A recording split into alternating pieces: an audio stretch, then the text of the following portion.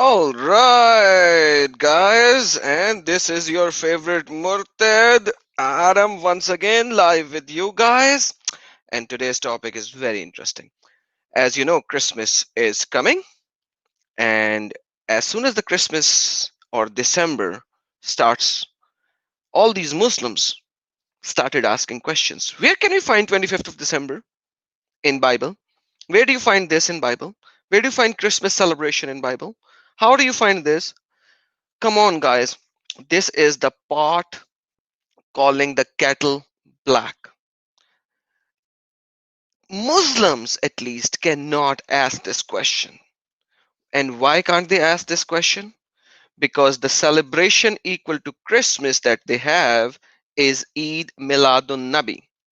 That is the celebration of the birth of Muhammad. And they do not have it at all. Not in Quran, not in Ahadith.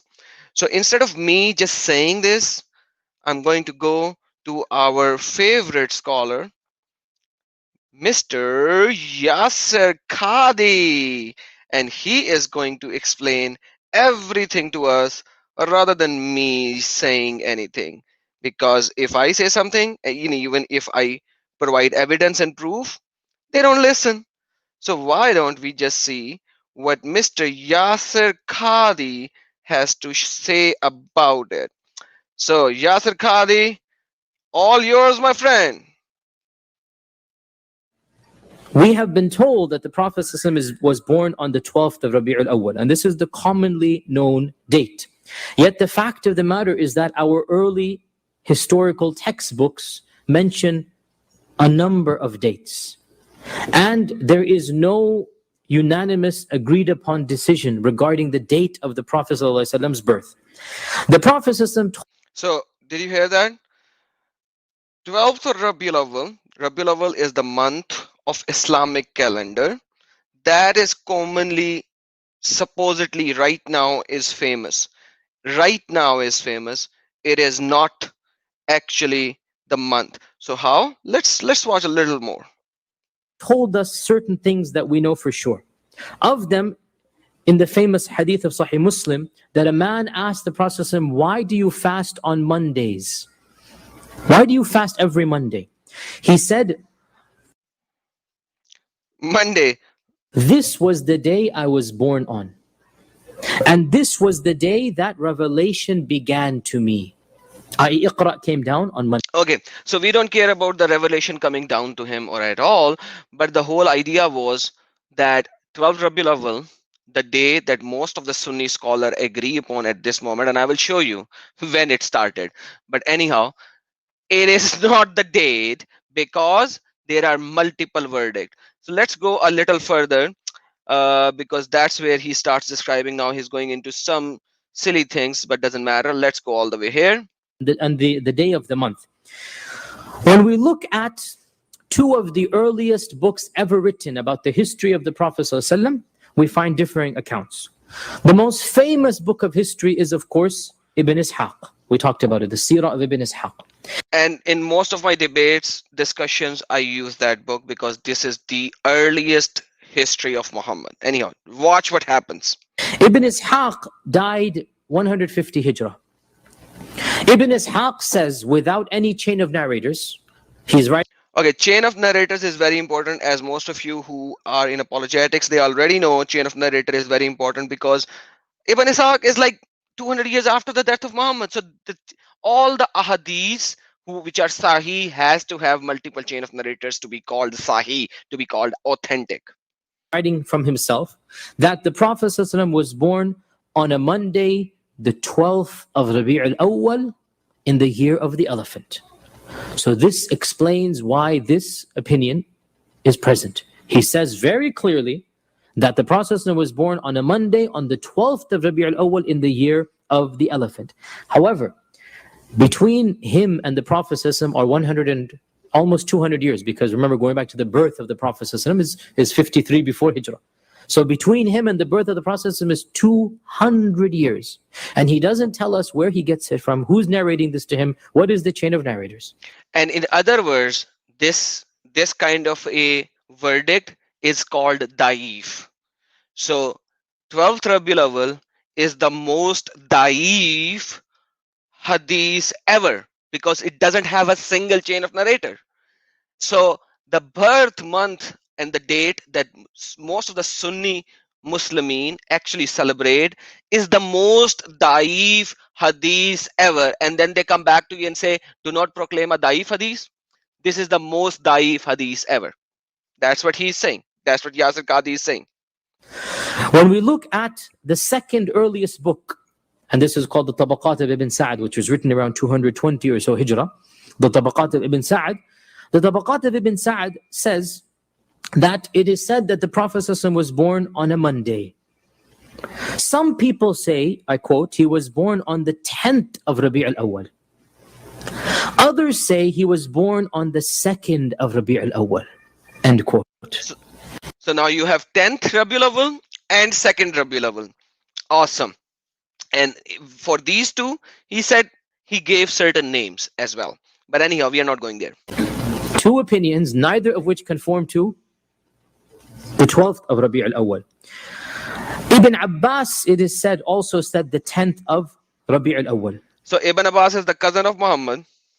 He's saying celebrated on 10th of Rabiul Awwal, but they don't listen to him. Anyhow, but Ibn Abbas, okay, anyhow, let's see what he says.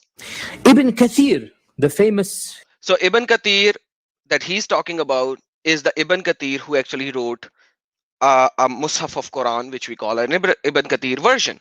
So he's talking about that. He's not talking about the 12th century Ibn Kathir who actually wrote the Tafasir. Historian of Islam. Ibn Kathir in his Al-Bidayah wa Nihaya says that the majority opinion is that the Prophet ﷺ was born in Rabi' al-Awwal, but others have other months as well. And then scholars... So he's saying that Rabiul Awwal is not the only month that other scholars are actually talking about. So now even the month is in the doubt. differed with regards to the date of his birth.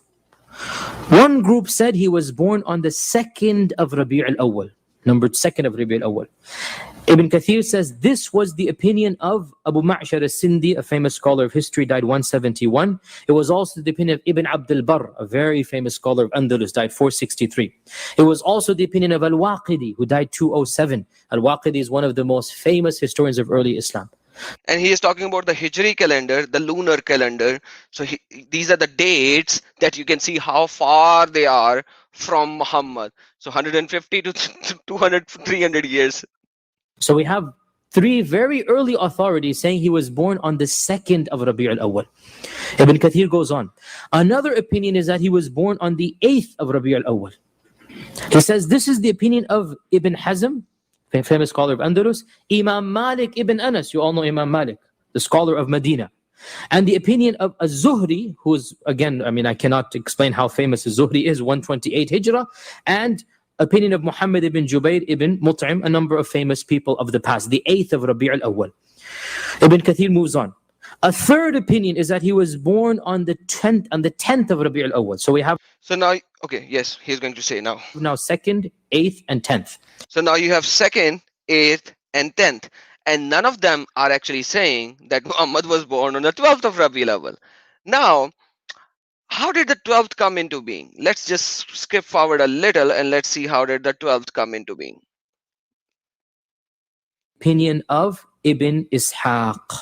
But there is no isnad on this matter. So 12th Rabiul Awwal is the opinion of Ibn Ishaq and there is no isnad. Hence, it is the most daif hadith ever. And they follow it. And they follow it. Now check this out. Check what happens next. In other words, there's no chain of narrators that mentions anything about the 12th of Rabi' al-Awwal. Ibn Kathir does say that this is the most popular opinion in his time. Ibn Kathir died 770 something, way after. In medieval Islam, 12th Rabi' al-Awwal is the most popular opinion. And medieval Islam. Thank you so very much, brother. From medieval Islam up until our times is the most popular. But in early Islam, it was not the most popular. The 5th opinion, the 17th of Rabi' al-Awwal, the 6th opinion, the 22nd of Rabi' al-Awwal. By the way, 17th of Rabiul Awwal is what Shia Islam usually celebrate. Anyhow, let me remind that a little. The 5th opinion, the 17th of Rabi' al-Awwal, the 6th opinion, the 22nd of Rabi' al-Awwal, the 7th opinion, he wasn't even born in Rabi' al-Awwal, he was born in Ramadan. And this is the opinion of Zubayr ibn Bakkar. So Zubair ibn Bakar is saying he was born in Ramadan, not even Rabiul Awwal, another different month. who was the first scholar to ever write a history on Mecca, and he died So see, he was the one of the most authentic scholar. Like Makkan history is written by this guy who's saying Muhammad wasn't even born in Rabiul Awwal. He was born in Ramadan. Oh my goodness. Crazy. 256 Hijrah. And then there are other opinions as well. So, to summarize, there are over 10 opinions in the earliest books of Islam about the exact day that the Prophet ﷺ was born. None of them are, let's say, indisputable. None of them are clear cut. None of them have solid evidence. All of them are the opinions of early authors and narrators. And to be very academic, the opinion of the 12th of Rabi' al-Awwal seems to have much less weight than the 2nd and the 8th and the 10th. Awesome. Thank you so very much. Thank you so very much. Thank you so very much, Yasir Qadi. You like so what happened was that I was trying to gather all the ahadis and I saw his video and I was like, why should I gather all the hadiths? They are only going to say liar, liar, liar, liar. Anyways, now call him a liar, send him to hell, per all of them who deny that. Because these three have tabi'un taba tabi'un.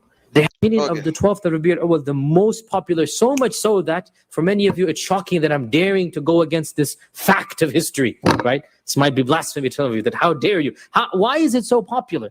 Very easy to respond. Point number one, Ibn Ishaq. I already mentioned that 90% of authors who write about Sirah, they only rely on Ibn Ishaq. And Ibn Ishaq did not give a single chain of narration. So it was what? Daif. Now he's going to tell us why 12th of Rabiul Awwal is celebrated. Check this out. They just take Ibn Ishaq and summarize it, redo it, translate it, do this and that. That's what they do. And it's a good book, but it's not the only book. So because Ibn Ishaq is Ibn Ishaq, and because he says 12th of Rabiul Awwal, end of story. No questions asked, is going to be the 12th of Rabiul Awwal. The second opinion, or the second reason why the 12th of And the second reason is the actual reason. Check this out. Rabiul Awwal became so popular Yeah, drink some water. You need is some. that, and this leads us to a controversial issue, but I don't shy away from controversy as you Yes, because that's what everyone says. Thank you for saying that. all know, is that the first time that the Prophet's birthday was celebrated as a public event, i.e. the Mawlid al-Nabi or the Milad al-Nabi as we call it, the first time that it was celebrated, the authorities who celebrated it chose the 12th of Rabi' al-Awwal. Exactly. So basically, the first time when it happened, they chose it, and hence that is a tradition. That is a tradition that kept going on, and they kept it. And they kept it. By the way, just an FYI, Muslim scholars and Muslim Ummah fight every year on the date and also whether we should celebrate Eid Miladun Nabi or not. Whether we should celebrate Eid Miladun Nabi or not. And that's how problematic it is. And that is why the title says the pot calling the kettle black. So now imagine this. The Julian calendar, the Julian calendar was introduced in 46 BC or 46 BC, 45 BC, 45 years before Christ, right? That's the Julian calendar. So now when Jesus was born, and thank you, Yasir Kadi, we don't need you anymore, but thank you. Thank you for the video that you have shared. The reason that we actually celebrate the um, the 25th of December, that it was selected in 336 AD, okay, and they started celebrating it exactly the way Yasir Qadi described, that this was the first time, and by the way that first time happened 500 years after Muhammad's death. Okay, the first holiday in the Muslim countries started in 1500 something for Eid Miladun Nabi. So this is how bad it is.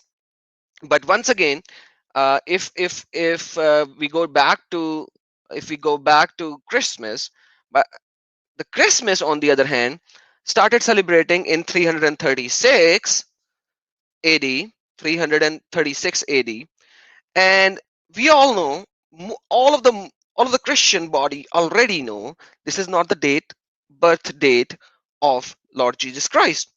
It was simply a date that was selected, that was simply selected, and that's it. And that's it. And we all are aware of that. Now, when it comes to Santa, okay, Santa is nowhere in Bible. We all know that. It is the Saint Nicholas that who used to give gifts to the people who are poor and the poor children. So from Saint Nicholas, the Santa come into being, that Santa comes and gives gifts. So it is a tradition, exactly how Yasir Qadi described that Eid Miladun Nabi and the 12th of Rabiul Awwal is just a tradition. And I'm showing on my screen how many dates we have. And like eighth point would be Ramadan, right? Not even it would be Ramadan. One of them is saying Ramadan. Now, this is the main important point why I did this video. Why is the pot calling the kettle black? Anyone else in the world who knows their dates and everything, they can come up and say why 25th December. Okay. Muslims cannot. They cannot say that. Secondly, the calendar wasn't even there. Like I said, Julian calendar by Romans started in 43 BC. And these people were occupied by Romans. They weren't even using that calendar. It was in Rome. It wasn't even in public. We do not have the date because the calendar wasn't even there. When Muhammad was born, that calendar, so called, was there for almost 600 years. But these were Badwan peoples who had no knowledge of whatsoever. They were living in tents. There was no culture and cultivation or anything like that over there in Makkah. If supposedly Muhammad was born in Makkah, how would they know calendar? Uthman, when went out and started capturing different countries by attacking and war, realized that we need to have our own calendar, and that's when he started Hijri calendar, the Islamic calendar. Muhammad didn't even started it. He didn't even know about that. Uthman went out, started the war, winning the countries around him, and that's when he got the calendar, and that's the history. So share this video to anyone and everyone who comes and say, show me 25th December as Christmas. We celebrate Christmas. We have a union that we'll celebrate it on the 25th of December as as a day of celebration for our Lord to come down to this earth. Full stop. That's it. Santa is just a representation of most people associate him with Saint Nicholas. Okay, but it doesn't matter. It does not matter. That's the reality. So enjoy, have fun, share the video. May the Lord bless you and give you wisdom and give me wisdom, and the blessing of our Lord Jesus Christ be with each and every one of you. God bless you. Take care. Have a wonderful time. Spread the video.